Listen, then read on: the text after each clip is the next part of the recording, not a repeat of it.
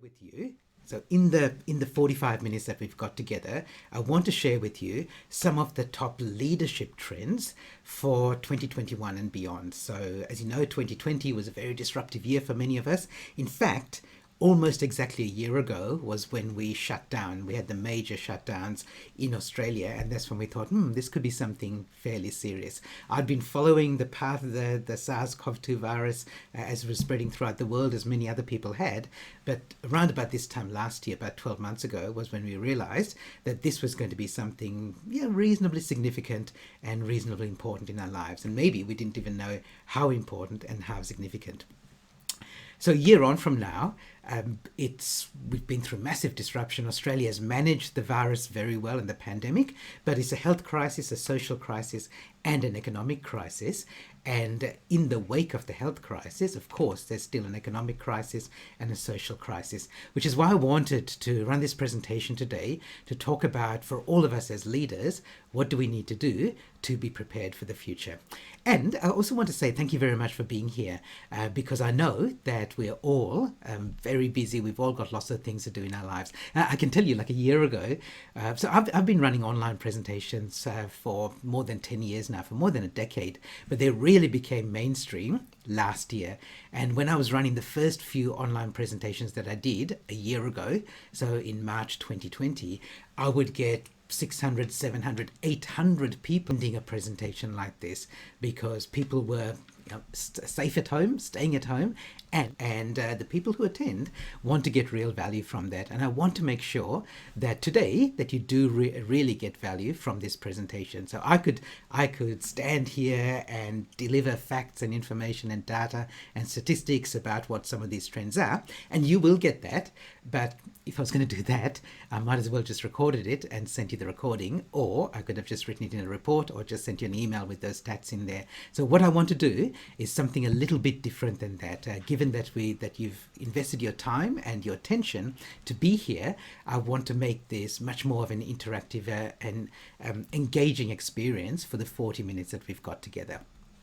My 3 rules of engagement for all my presentations. Some of you know this, but for those who don't, I always say I want you to think. I want you to give some time for thinking, as well as I want to perhaps give you some things that will make you think a little bit differently about your leadership and your teams and your organization. I also want you to be a bit playful here. So I really will have opportunities for you to jump in, do stuff, work not just with me and not just listen to me, but work in small groups about some of the things around your own leadership in this time that we've got together. And the more you actively engage, the more you'll get out of it. And also, because we're working as a group, the more that everyone else will get out of it as well. And I want you to have some really practical things that you can take away and put into action. I'm always interested in seeing who attends these presentations, and I'm just looking at the group here, and there's some people who know me, but some people who don't. So just very quickly, for those who don't, I'm a futurist. I work with leaders, teams, organizations, helping them be fit for the future. And particularly in the last year and now, moving ahead, it's about helping leaders and teams understand how to lead in uncertainty, because uncertainty is going to be with us for some time, and leaders need to know how to do that. And the trap that many people fall into is that they think small. So they set shorter goals, they make smaller plans, and that's not the right way to do it. Rather than looking ahead to only what you can see, we have to be willing to plan further ahead, but also with backup plans to move forward from there. I've worked with a lot of organizations. I'm showing you this one, not just to impress you, but to impress upon you that the leadership challenges that many organizations are facing are the same. And whether it doesn't matter whether you're a government organization, non-government, a large corporate, a small organization, whether you're multinational or very local, because this has been a global pandemic, it's affected everybody in different ways, but it has affected everybody. So I want to make this the chance for you, not just for me to share some of the leadership trends with you, but also the chance for you to actually, in the time that we've got together, work on some things and perhaps get some insights and some tools for taking this back into your own leadership practice. Okay, so that's a setup for this. I want to start by asking you, because we're talking today about some of the trends. I will be sharing with you what the latest research shows are some of the biggest leadership trends, and I've chosen the latest research. So anything that's 5 years old and almost even 2 or 3 years old is out of date now, because we had this major disruption in 2020. So what I want to show you are some of the trends that are really current at the moment. But to get going, before we do that, and the first little activity I've got for you is asking you what's your biggest leadership challenge, and we're going to do this with a poll. So think about your biggest leadership challenge now, and we're talking about this year and beyond. And we're kind of all leaders in our role, whether we've got leader on our business card or not. So if you think about what's your biggest leadership challenge for you, your team, your organization, your business moving forward, and we're going to do this with a poll. So the way the poll works is there's a couple of ways you can get to the poll. So let me do one way, which is to pop the poll question, poll link in the chat room for you. So if you want to do this on your computer, you can do it by simply clicking that link and going to the poll. You can also, if you want to do it on your smartphone, now that we all understand what QR codes are, you can hold up your camera. So don't hold up your Service New South Wales or Safe WA app to that QR code, but if you hold up just open your normal camera app and hold it up to the QR code, it should recognize that and give you the option to go to that page as a link. And what that'll do is take you to the poll page. So rather than typing in the chat room, what I'm asking you to do is go to the poll window and type in the response to the poll question there. And I'll bring that up here, and you'll see also the third way to get there is, again, if you want to do this on your phone, go to menti.com and type in that code that you see at the top of the page there. Yes, I can see things here. Prioritization, staff well-being, managing uncertainty. Yep, good. Yeah, mental illness and mental health. We'll talk a little bit more about that coming up. Sustainability. Let me just hide my little window there.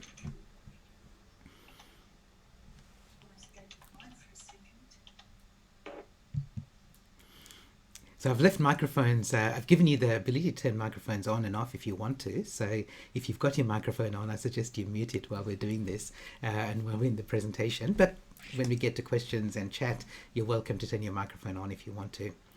Yeah, okay, fantastic. So it's interesting to see some of the things that are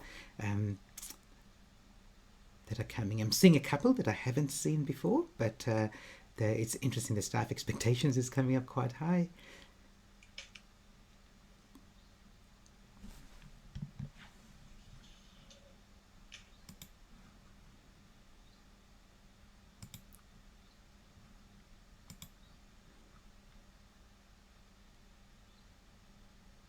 Okay, thank you for doing that, everyone. That's great to see. It's great to see, because I've done this with a few leadership groups recently, and obviously, as you can probably expect, that when I do this within an organization, some of the challenges that they're facing are pretty similar. But it's really nice to see the diversity in a group like this, because these are people coming from all in my network, but coming from various different areas. And okay, so staff expectations is high, as you can see here. Managing change. Yeah, remote. We'll talk about remote, managing teams remotely, and around uncertainty, and a whole bunch of other things. And I think if you look at this, what you'll see here are many of the things that have always affected us as leaders and have always been challenges. There are some things that have been new. Sustainability, for example, is one of the things that leaders are thinking about now and thinking seriously about now. So KPMG, for example, does a survey at the start of each year asking Australian CEOs, what are your biggest challenges? What's keeping you up at night? And for the first time, at the start of 2020, climate change and sustainability appeared in their top 10 list. And by the way, the number one thing that was on the top three, for the last 3 years, the number one thing that was keeping CEOs up at night, according to KPMG, was digital transformation. This is just before the pandemic hit, so 2020, 2019, 2018, and digital transformation has only accelerated as a result of the pandemic. But one of the things I say for all leaders now is it's got to be, your leadership has to be head and heart. So it's head to make sure that you achieve your business objectives, heart to look after your people. And a crisis doesn't create leaders, it amplifies them. And you see many of the things here are looking at people, which I like, which I love, because I'm very much in the camp that says we need to look after our people first. Okay, so thank you for doing that. I really appreciate you taking part in that poll, and it's good to see the responses that have come up. Okay, so what I want to do now is I want to talk about one of the biggest trends. It did appear on that list, but it's one of the challenges that many leaders are grappling with, and it's a challenge around what the workplace of the future is going to look like, because we had a dramatic change to workplaces in 2020. And of course, they're all, like, workplaces are very different, and there are two kinds of workplaces. So one is the workplace where you actually have to be there in a physical location to do some work, retail, hospitality, flying a plane, a whole bunch of places where you actually physically need to be there. And then there's the other group, which is the knowledge workers, who don't necessarily have to be in an office, but the standard workplace has been the office until last year. So one of the challenges that many leaders are facing now is, what's that workplace of the future going to look like? And just for the sake of this exercise, let's only look at that latter workplace. And what I want to do is I'm going to break you up into groups and have a conversation about the workplace of the future, but I want to direct the conversation in a particular way. And it's less about the content, but I want to show you a process that you can use when you're thinking about any change for the future, especially a big change, especially a significant change. And we'll talk about here working from home, working from the office, but think about my real goal for you is not to try and persuade you of one or the other, but to get you thinking about how you think about changes in the future and how you think about them with your team. Okay, so let me sketch this out for you. I will start by saying, I'm going to start with an XY graph because as any trainer and expert knows, you can convince anyone of anything as long as you've got an XY graph.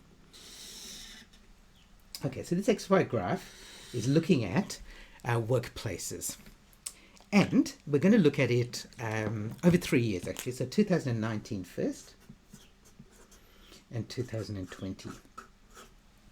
And of course, there's a dramatic difference between 2019 and 2020. 2020 was when we had COVID-19. And what I want to look at are the workplace for knowledge workers. So here's my little picture of a big skyscraper. So this is an office. And this, of course, is what happened in 2020. We had people working from home. So if you think about what changed between those 2 years, in 2019, most office workers, most knowledge workers were working from the office. That was mainstream. Now there were few organizations who, for even decades before that, were working from home, but for most knowledge workers, especially in large organizations, they were working from the office. And then COVID-19 came along, and there was this mad scramble to get office workers working from home. And if you think about it, if you compare in 2020, working from home versus working from the office, there was no question. In 2020, working from home had to be the way that you did it. Because if you were working from the office, then, literally, there was a chance that you could die. Literally. So 2020, there was no question. In the midst of a pandemic, working from home was the way to go. The real question now is, as we're looking at 2021 and beyond, what are we going to do differently? And it does vary. Of course, it varies around the world depending on where people are and where countries are with the pandemic. What are we going to do? What are we going to do? And there is a push. And the push is, by the way, coming more from managers and leaders rather than employees. There's a push to say, let's go back to the past and let's go back to working from the office, which is what we were doing in 2019.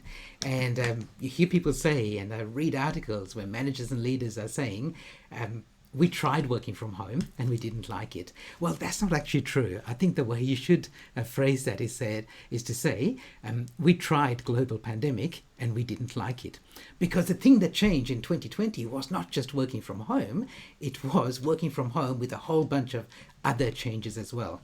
The thing we have never tried in a mainstream way is working from home, not in a pandemic. Okay, we've never tried that. We're saying we need to go from here to here, but we haven't tried going from here to here. Okay? We haven't really tried that in a mainstream way. Now, working from office is not the only option. There are other options like hybrid, where you have some people in the office, some people not. You have working from anywhere, where as restrictions ease, you have people working not just from home, but they can work from cafes and co-working spaces and suburban hubs and places like that. You've got, I call it TFA, Team From Anywhere, where your people in your team don't only have to be the people who are within commute distance of you. They could be people from regional Australia, from other parts of the world, and that, in other words, you're drawing your team from anywhere rather than people who can get to an office. But for the moment, let's think about this concept of working from home post-pandemic. Okay, and so the exercise I'm going to get you to do with your team is about what would that look like, but the way I'm going to frame it up for you is slightly different than perhaps what you expect. So what we're going to do, I can see here Carol Ann's going, people in Tassie are looking to go back to normal. It's happening here in Western Australia as well, where we are very much thinking about, and people are going out and working from cafes and other spaces, co-working hubs and places like that. And what I want to do is get you to think about that, what that would look like. But the way I want you to do that is in a very specific way. And the way we're going to do this, we're going to do this, we're going to break you up into groups, but we're going to do it with a good wine. Okay, now don't get excited just yet. Here's how we're going to do it. So I want you to whine and whinge and complain in this session, but I want you to do it in a very specific way. Okay, so this is what we're going to go for. We're looking at what working from home post-pandemic might look like, and the way I'd like you to do this exercise is like this. So most people, when they think about the future, what they do is they say, here's where we are now, what can we do to get to that future? What I want you to do is change it and say, imagine that we had this future, and imagine if you had to go back to the past, what would be wrong with that? For example, with cars. So we already have cars on the road that kill 1,000 Australians a year. It's a tragedy. And self-driving cars will dramatically reduce the amount of fatalities and accidents on the road. But every time, so a few years ago when Uber's self-driving car had an accident and killed somebody, Uber completely cancelled his self-driving car program because of the backlash. And it wasn't even a proper self-driving car. It was a car which had a supervising driver in it, but she was watching Netflix on her phone, and so she didn't put on the brakes in time. And yet that one fatality stopped the self-driving car program, when in fact we put up with thousands, and in other countries hundreds of thousands of deaths a year with what we've already got. So people are very reluctant to give up the status quo and think about the benefits of an alternative. They give extra, they think too much and give extra weight to the benefits of what we've already got, and they also give too much weight to the drawbacks of the future. So to get out of that thinking, when I break you into groups, I'd like you to think about this scenario. So imagine that we already have everybody working from home. So office workers working from home. And we figured out all the challenges that go along with that we figured out how to collaborate, we figured out how to run meetings well, or we run shorter meetings, or we don't use meetings at all. And we figured out the challenge of having mentors in the office, and that's one of the benefits because you can have a chat with your mentor at any time. But what we do instead is that people working from home are encouraged to find mentors in their community, and they bring in their diverse thinking and expertise, and that helps diversity, and so on. So imagine that everyone is happily working from home, and there's a government mandate that says if you don't have to be working from home, you need to go into an office. And then I want you to have a bit of a whine, have a bit of a whinge, have a bit of a complaint about all the things that you don't like from a leader's perspective, what all the things that you don't like about being forced to go into an office every day, 9 to 5, Monday to Friday. Obvious things like there's a commute, we can't have the whole team anymore because we've got teams in the Philippines and Cape Town. We can't, that great person that we employed in regional Australia, we can't have her anymore in the team because she can't get to the office every day, blah, blah, blah. Okay, so you're thinking about, here's where we are working from home, and there's a government mandate that everyone has to go into an office in the CBD Monday to Friday. Okay, so that's the exercise. Now, I've done this with various groups, and the way this works best is when people say, I'm not trying to, and by the way, I'm not trying to convince you that working from home is better than working from an office. What I want you to do is get the exercise of thinking differently. Okay, so that's what we're going to do. So it works best when people are willing to say, let's just play the game. Okay, let's get into it, have a chat, let's just play the game. So you're not looking at the benefits of going into an office. What you're looking at are the downsides of going into an office. So that you, and it's like in law and in some other areas, it's called arguing the opposite or consider the opposite. When you do debating, what you do is good debaters will look at take the opposition's position and say, if I was the opposition, this is what I would argue, and then they come up with ways to rebut those arguments. Okay, so that's what we're doing here. We're going to and Teal says devil's advocate is another way of looking at it. But devil's advocate typically is saying we want to, like, everyone's on board with this decision, and the devil's advocate says, yeah, but what if? What if? Okay, so the devil's advocate, if you don't know the history of it, it was when you choose when you're electing a pope, you have the cardinals voting, and they select somebody who's going to be a pope, and the cardinals say, this is why I think he should be he, and it's always been a he, this is why he should be pope, this is why he should be pope, this is why he should be pope, and the devil's advocate is one of the cardinals who's set aside to advocate on the part of the devil and say, this is why he should not be pope. Okay, but we're not doing that necessarily. It kind of is, but we're saying, imagine we're in that future, and we're now looking at making that change back. So it's like devil's advocate's not a bad way of describing it, but we're starting off with that position. We're starting off with that position that we're looking at, we're in working from home in a non-COVID environment. Okay, if you're back in and you're waiting for everyone else, can you just type in the chat what you got out of that exercise as a learning exercise? So what do you feel? Like, that's really what I'm looking for. Like, how do you feel about doing that exercise? And also, if you think you can use that. So by all means, take this exercise and use it with other things coming up in the future as well. Whenever I work with teams who actually want to do some change, this is one of the things I ask them to do. I ask them to do this exercise because it helps them get out of their own head and helps them get out of the present and start planning from the future. So if you've got anything useful, share it in the chat, and if you share it with everyone, so I can see a couple of people saying, yes, I'll use it, but if you share it to everyone, that's useful. Okay, so I found that it's really useful to get people thinking from the future. And also it's interesting, whenever I run this exercise, it's interesting to see that some people are really good at being able to talk from the negative. And that's okay, that's really good. I think some people really have that skill, and I'm really pleased that they can do that. So if you find people who, so Neil said, easy to find negatives and positives, and it's not a bad thing to do, because as I said, we have this natural tendency to avoid change. And it's actually not that we don't like change, we just don't like changing.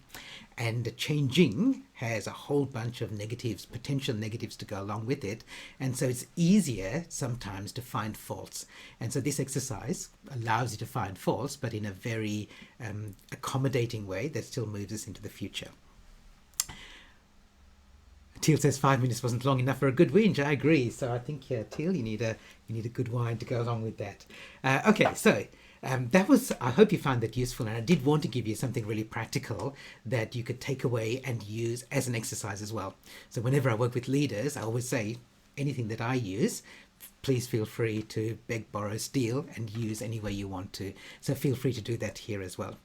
Okay, so then the next thing I want to do is we're going to do a little bit of a quiz, because I want to share with you not just this one leadership trend, but I want to share with you some others as well. So let me do that for you. Let me set that up for you. If you haven't used Kahoot before. This is just a fun way to do an online quiz. I have got a prize, so I'll be giving away for people, for the winner of this. Let me turn on my microphone picture here. So somebody will get a copy of my book, Disruption by Design. Depending on how the quiz goes, I might even give away 3 books for first, second and third place. And the way it works is that I'm going to ask you to use your phone here. Okay, so what we'll do is you'll see the quiz questions coming up behind me here, or beside me here, and you'll use your phone to answer the questions. This is using a piece of quiz software called Kahoot, and it's really useful for, and it's fun.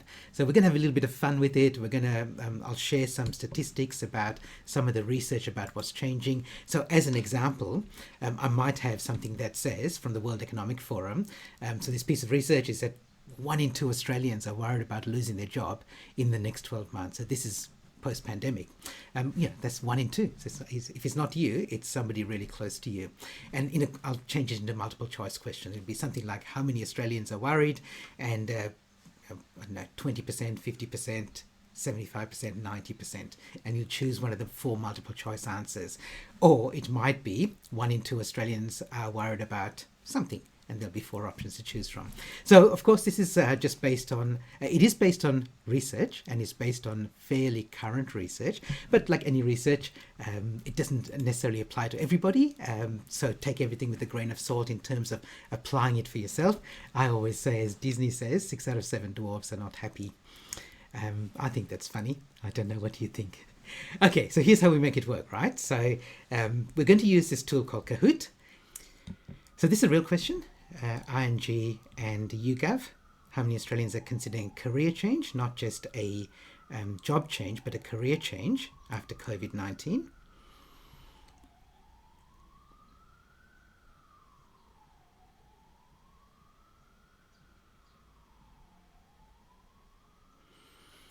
Yeah, okay, so like 17% according to this are considering career change after COVID-19. They're thinking we're reevaluating what's really important to us now, and we might have been okay with putting up with our job before, but we're not happy doing that anymore, and we want to change our careers, not just our jobs. So, okay, Neil and Lani are at the top. Plenty of time for others to catch up. This is one that came out from Superfriend towards the end of last year. How many Australian workers experience a mental health condition?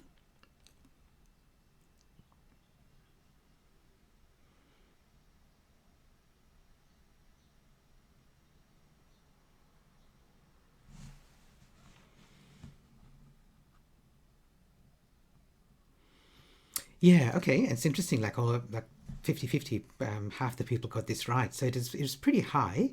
And I didn't put the other question in here, which is how many Australian workers felt supported about talking about mental health and mental health in the workplace, and it was lower than 50%. This is a really important issue, of course. So Neil is on a hot streak. So well done, Neil. Let's continue. Lani is there, not too far behind, and there's plenty of time for others as well. Okay, the World Economic Forum did some research saying that around the world, and I've picked the Australian number here, how much upskilling and retraining do we need to be ready for the future of work and the skills that we're going to need for the future per year. So roughly, is it 1 week, 2 weeks, 5 weeks, or 10 weeks of training? Yeah, okay, so most people got this right. Okay, so we need 25 days, which is 5 working weeks of reskilling and upskilling and training to be ready for the future of work. Another report that came out in Australia was talking about whether employees think that their bosses will provide that training, and most of them are expecting that their employers are going to provide that sort of training. So we might actually, I won't jump ahead because I might have a question about this coming up. Okay, Lani's taking the lead. Good. And Teal's the highest climber. Okay, let's continue. There's only a couple of questions left. So this is a question about managers and leaders, saying what do they need, what did they say they need training on within from these 4 options here. Let me hide that. So which of those four options did they say that most managers, almost all managers, said they need training on? Yeah, coaching. Okay, great. Again, great to see that that most people got that right, or a large number of people got that right, and that is right. So people recognize that they need help on that. First of all, that it's important, and they need help on it. Camille has taken the lead. 4 correct answers in a row. I know this, Camille. I think we've worked together before. Okay, this is about AI and automation. McKinsey report. As a result of COVID-19, how many companies accelerated the use of automation, AI, digital transformation more broadly, if you want to use that term?